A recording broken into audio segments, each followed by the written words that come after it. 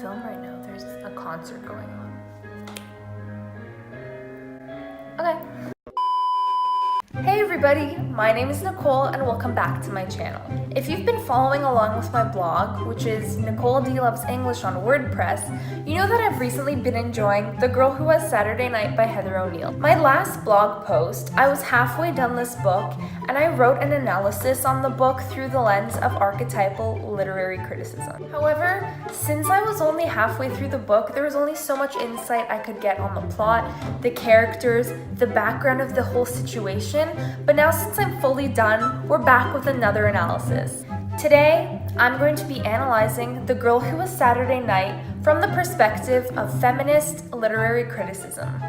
So today I'm going to be talking about 3 points and analyzing those points through the perspective of feminist literary criticism. So since I'm sure most of you haven't read this book that are watching, I'm going to give you a really brief rundown of the characters and a little bit of the plot. In the middle there is Etienne Tremblay, who was a very famous folk singer back in the 70s in Montreal.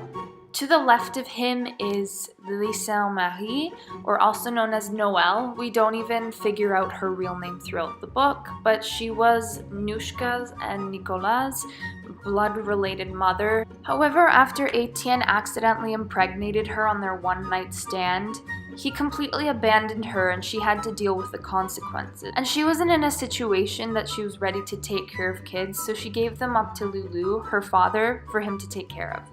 Evidently, the 2 kids in the photo are then Nushka and Nicolas Tremblay. However, since they were 19 and later turned 20 throughout the story, this is more of what they would look like.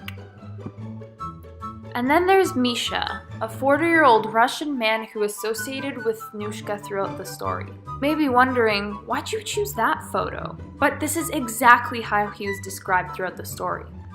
So Nushka's first encounter with Misha happens between pages 27 and 31. So at first I thought, what does this 19-year-old girl want with a 40-year-old Russian man? She even mentioned that she didn't find him appealing physically. So after being at the bar, after a few drinks, Misha asked Nushka to go to his house, and Nushka agreed.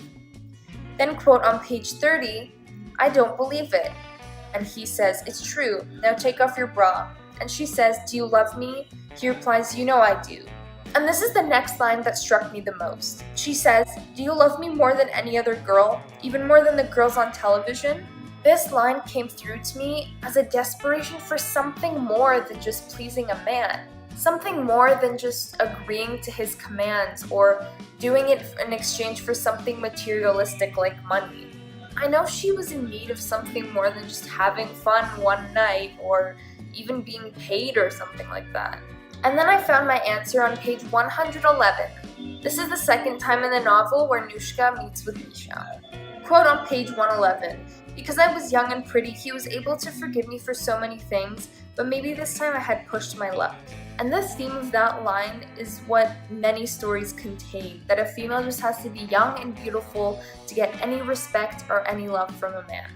At first I thought, oh great, it's one of those stories again. The female just wants all male attention and she's like, oh, I'm so pretty and young and beautiful and everyone will pay attention to me and I can get anything I want. But then on page 111, further down the page, I found my answer. Quote, "He was the closest thing that I had to a mother and I wanted him to take care of me right then." So there we have it. Nushka was basically fitting into a female stereotype that's come throughout a lot of works of literature. But it wasn't just because she was submissive or that was in her character. She wanted something deeper than this. She wanted a deep affection, caring, and respect from someone. She was looking for that mother and father figure that she didn't have. So Misha was the closest thing. He gave her love, support, and since she didn't have this love and affection from her parents, she was desperate to find it in any other place, even if it was from some 40-year-old she met at the bar. I know there's a lot of works of literature and media and everything that the female is portrayed under the stereotype of being submissive and powerless and just desperate for love and under the power of men all the time for no reason, because that's just who they are. But I know Nushka wasn't like that. So while analyzing the situation between Nushka and Misha, I couldn't help relate back to a play I read last year for English class called A Doll's House by Henrik Ibsen. The situation between Nora and Torvald, a married couple in the play, is basically the same situation as Nushka and Misha, in the sense that Nora wanted to go to any length to satisfy her husband's needs, and she didn't want to upset him in any way or make him think that she's not trustworthy or a proper wife, and she was always like tidy when he was around, but then she had her own secrets anyways, but she didn't want to show that face to Torvald, obviously. So she was satisfying Torvald's needs and anything he wanted, making her clean, making her cook for him, being all organized, the perfect little wife, just because she wanted to maintain the standards of a happy family. She never spoke up about her own beliefs. And this is evident in a quote on page 21 of the play. She says, "Tell him, when he had such a loathing of debt, and beside how painful and humiliating it would be for Torvald, with his manly self-reliance, to know that he owed anything to me. It would utterly upset the relation between us. Our beautiful, happy home would never again be what it is." Oh my God, she would offend his manly self-reliance. How sad. But really, you can really see that difference in power between Nora and her husband, which is super evident in this quote right here. And that's the same situation with Nushka and Misha. She's looking for something, but she has to satisfy Misha in order to get that in return. She might not necessarily be like what she's doing and has her own beliefs against it, but that's what she wants and that's it. But that love and support she desires obviously comes with some consequences. So the next situation in which O'Neill depicts Nushka under a typical female stereotype of being submissive under a man is when she's on her way to school. Since Nicola and Nushka were high school dropouts, Nushka decides at this point that it's time to turn her life around and get back on track because she can't just keep fooling around forever. So when Nushka went to go sign up for school, Nicola was supposed to come with her, but Nicola, being the rebel he is, didn't show up. But then on page 89, on her way to school, she hears Nicola pull up beside her, and he says, quote, "Get in the car, Nushka." And then she takes off running down the street, so obviously she knows what Nicola is capable of, and she's running away. And then also on page 89, "I screamed and he held me against the wall. He was wearing a pair of pajama bottoms with sharks on them. He dragged me back to the car. One of my shoes came off. I was going to miss my class now." So basically, at first the reader may think, oh yeah, they're just brother and sister, they're fooling around. But for me, there's a scary amount of power that Nicola is holding against Nushka. He's just taking advantage of his physical strength to drag his sister into the car, which she doesn't want. So the author is basically just depicting her as weak and powerless, and that she can't stand up to her brother and say, "No, listen, I don't want to come with you, leave me alone," or even fight back. And that's a common theme throughout a lot of literature as well, that since the male has all the physical strength, he has dominance, and all females have to be submissive under him because they have no chance. And with all these other situations throughout the book that female stereotypes are present, at least the author could have given her some kind of power against her brother. She could have at least known some self-defense. She could have even screamed or yelled and said, "Leave me alone," kind of standing up for herself. So that's what kind of bothered me throughout just the whole story. The author just depicted her as powerless and weak and desperate, all of that. So the last point I'm going to discuss is when Nushka won the beauty pageant and started receiving more recognition because she won this pageant that just graded her physical beauty. It wasn't anything that she could display her intellect or talent or thoughts as a woman.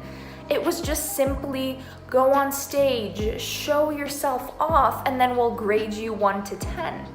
I've always been against beauty pageants personally because I know there's more to a woman than just what you see. There's her thoughts, her beliefs, her talents. There's so much more than just a pretty body and a pretty face. But unfortunately, the common misconception, and the situation in the novel relates to this, is that women can be essentially graded or judged based on their physical appearance alone. Unfortunately, this still happens sometimes, that people are just famous because they're pretty on the outside or because they're skinny, and it definitely is an ideal that's still sticking around.